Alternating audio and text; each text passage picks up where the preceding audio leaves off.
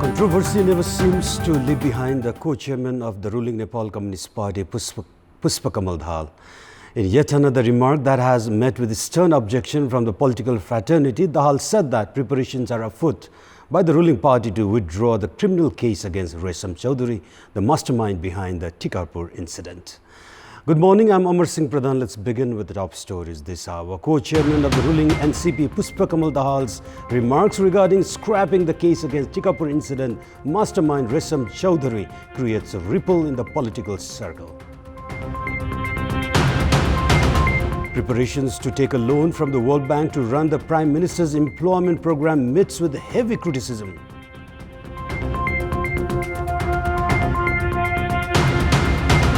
US President reiterates offers to mediate between Pakistan and India on the Kashmir issue during a meeting with Pakistan Premier Imran Khan. And Lionel Messi walks away with the FIFA Best Player Award, leaving behind Ronaldo and Van Dijk. Megan Rapinoe Best Women Player Award.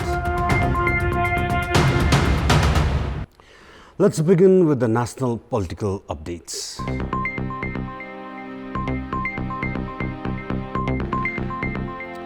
Even as the co-chairman of the ruling Nepal Communist Party, Pushpa Kamal Dahal, said that his party was preparing to scrap the case of Kantipur incident, legal experts say that there's no provision in the law to relieve culprits facing criminal charges through reconciliation.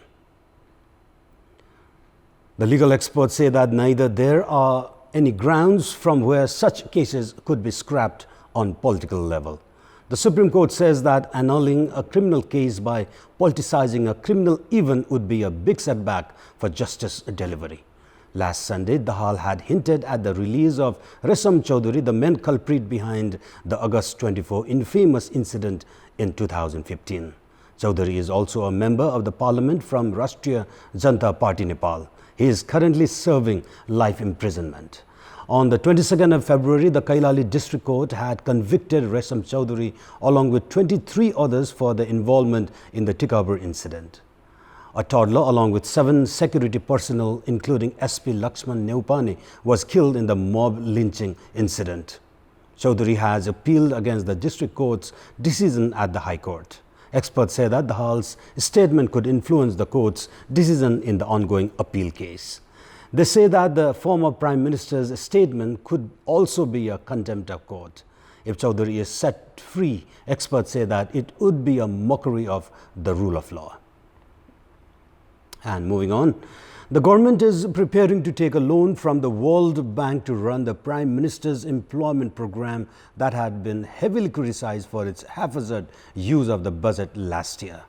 Despite previous practices of taking loans from the World Bank only for development projects, the government is doing its legworks to take 13.65 billion rupees in loan for what experts call a political program with distributive nature. The government had allocated 3.1 billion rupees for the Prime Minister's employment program last fiscal year. 2.37 billion rupees of the amount was sent to the local level towards the fag end of the fiscal year. This led to the majority of the local levels using the budget in petty jobs like plucking weeds, cleaning canals and clearing cattle off the roads. These incidents of misuse of budget met with stern criticism from all quarters. Meanwhile, the government has stated the program was able to provide employment to just over 188,000 individuals across the country. The government is now preparing to take a loan of 13.65 billion rupees from the World Bank to continue the project. The World Bank has also approved of the loan after discussion with a team from the Labour, Finance and Law Ministries. However, the Finance Ministry and the World Bank have yet to sign an agreement for the loan. लिनु हुँदैन तर पनि सरकारले एउटा निश्चित प्रस्ताव गरेर चाहिँ त्यो कार्यक्रम अथवा ऋण लिए होला भन्ने हामी अनुमान गरौँ. Economists have opined It is against government policy to take loans for programs that have been established with political motives and has a distributive nature. The Prime Minister's employment program is to receive a separate budget of 5.01 billion rupees from the state coffers this year.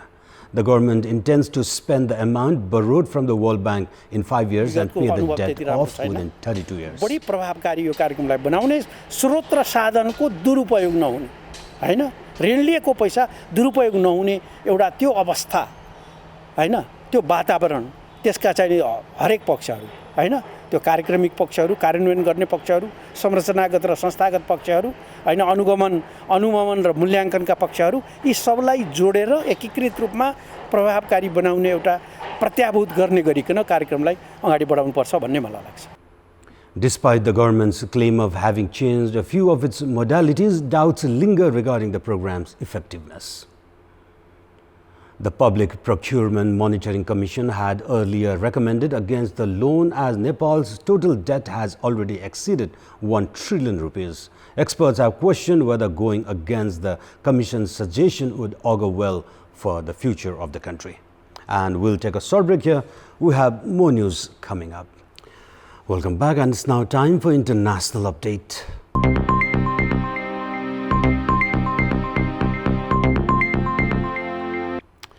Pakistani Prime Minister Imran Khan and US President Donald Trump met in New York ahead of the 74th session of the United Nations General Assembly. Addressing a joint press conference alongside Prime Minister Imran ahead of the meeting, Trump once again offered to mediate between Pakistan and India on the Kashmir issue.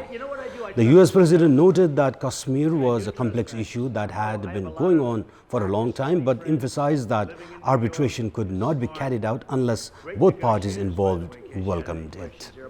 Avoiding to directly answer a question about UN resolutions on Kashmir, Trump reiterated that he is ready to play his role in South Asia if both India and Pakistan are willing. In his remarks on Kashmir, Prime Minister Imran said, Trump heads the most powerful country in the world, which has a responsibility to resolve disputes. He said even though Trump had offered to mediate, India was refusing to talk with Pakistan. Tensions between India and Pakistan reached a feverish pitch on August 5 when New Delhi unilaterally annexed occupied Kashmir, revoking a constitutional guarantee that gave a special status to the disputed territory. A strict lockdown and communications blackout was imposed in the region that has snapped up ordinary people's internet and mobile telephone services across much of occupied Kashmir. It has now entered its 50th day. President Trump's recent comments on Kashmir and India-Pakistan relations have triggered speculations about an indirect dialogue between the two South Asian neighbors during the UN General Assembly, with Washington playing the role of a mediator. Thank you very much. You take care of yourselves. Thank you very much. And we have more news coming up, but right now it's time for another short break. The government had introduced online services at the land revenue departments with the objective of delivering quicker services to the public. However, service delivery has not changed due to the lack of trained officials and technology that exceeds the standard of the officials.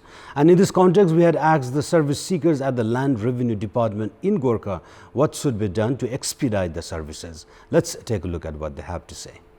Public voice. Line ma गर्दाखेरि बुढापाकालाई अलि छिटै गरिदिने अनि त्यहाँबाट काम role शान्तिसितै नै छिटो कर्मचारीहरूले छिटो गरिदिएदेखि सबैलाई फाइदा पुग्छ. कर्मचारीहरू अलि तालिम प्राप्त नहो कि अब तालिम प्राप्त नहुँदै अब अनलाइन प्रणालीमा जाँदाखेरि काम गर्न असहज भएको हो कि तालिम प्राप्त कर्मचारी थपिदिनु पर्ने हैन अनि त्यसपछि योग्य कर्मचारी पठाइदिनु पर्ने. फटाफट काम नगरिरहेका मान्छे भएर हो कि अलि नयाँ युवा मान्छेहरूलाई लाहे भने चाहिँ अलि फटाफट काम हुन्छ र कर्मचारीहरू पनि त्यही अनुसारको सबै कर्मचारीहरू अपुग भएर हो कि.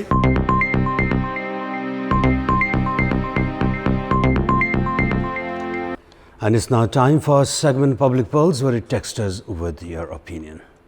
Public Pulse. And the question is, what's your take on government officers who time market monitoring right at the onset of festive season? And our options are A, transaction high during festivities, option B, continuation of tradition, and option C, trying to sow work.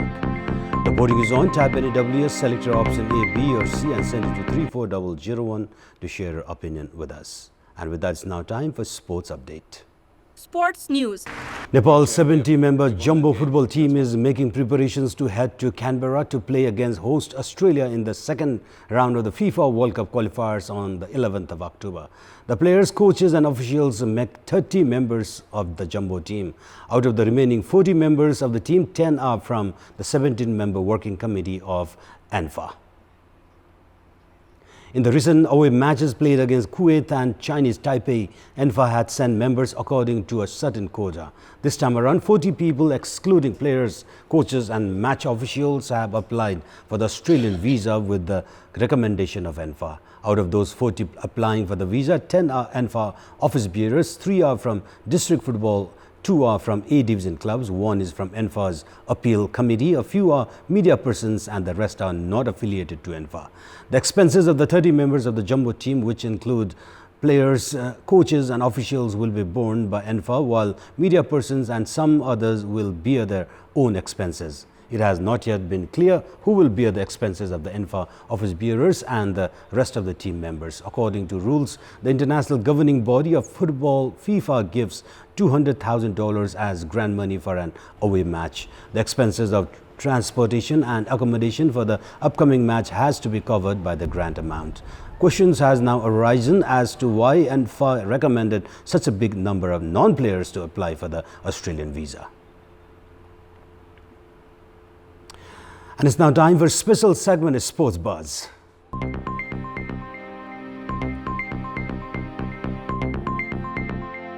Granada stunned defending champions Barcelona 2-0 in a match under Spanish La Liga earlier this week. Ramon Aziz provided the early lead for Granada in front of the home crowd, scoring in the second half. Lionel Messi did enter the field in the second half, but it could not make any difference to the scoreline. Arturo Vidal was involved in a needless tackle in the 66th minute as Alvaro Vadillo doubled the lead for Granada off the subsequent spot kick. At English Premier League, brilliantly taken strikes from Andriy Yarmolenko and Aaron Cresswell gave West Ham United a deserved 2-0 victory over Manchester United at London Stadium. The result lifts the Irons up to the 5th place in the Premier League table and proved a convincing retort to those billing the match as an acid test for West Ham's European credentials. The Hammers played with a desire and purpose that was ultimately capped by Yarmolenko's crisp strike finishing off an incisive move just before half-time and Cresswell bending in a perfectly placed free kick with 5 minutes remaining. Back home, Nepal suffered a humiliating 3-0 loss to Bhutan at the SAF Under-18 Football Championship. With the loss, Nepal has more or less crashed out of the tournament. In the group, Bhutan has 3 points from 1 match, while Nepal has just 1 point from 2 matches, while Bangladesh has 1 point from a match. For Nepal to qualify for the semi-finals, Bhutan has to defeat Bangladesh by a huge margin, which seems highly unlikely.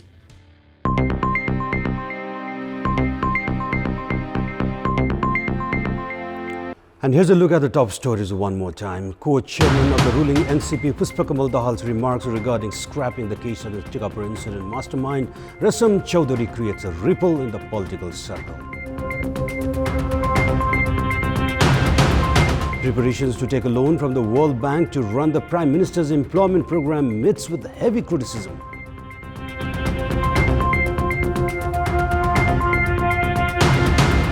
US President reiterates offers to mediate between Pakistan and India on the Kashmir issue during a meeting with Pakistan Premier Imran Khan. And Lionel Messi walks away with the FIFA Best Player Award, leaving behind Ronaldo and Van Dijk. Megan Rapinoe receives the Best Women Player Award.